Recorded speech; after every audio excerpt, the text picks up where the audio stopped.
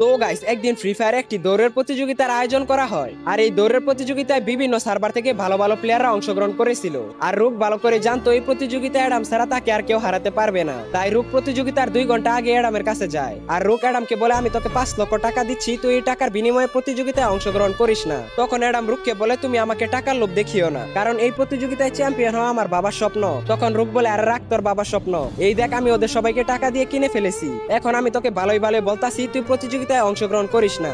এরপর অ্যাডাম যখন কিছুতেই মানতেছিল না, তখন রুক অনেকটাই রেগে যায় আর অ্যাডামকে ইচ্ছা মতো মারধর শুরু করে দেয়। কিন্তু তার আগে বন্ধুরা, তুমি যদি ফ্রি ফায়ার লাভার হও তাহলে ভিডিওটাতে লাইক দিয়ে চ্যানেলটা সাবস্ক্রাইব করে দাও। আর যদি পাবজি লাভার হও তাহলে কমেন্ট করে জানাও। তারপরে রুক এফএফ সবাইকে নিয়ে অ্যাডামকে মারতে মারতে রক্তাক্ত করে ফেলে। এরপর রুক অ্যাডামের কাছে এসে বলে, পারলে এবার দৌড়ের প্রতিযোগিতায় চ্যাম্পিয়ন হয়ে দেখাইস। বন্ধুরা, নুপ অ্যাডাম কি পারবে তার ভাঙা পা নিয়ে দৌড়ের প্রতিযোগিতায় চ্যাম্পিয়ন হতে? নেক্সট পার্ট দেখতে হলে পার্ট 2 লিখে কমেন্ট করো।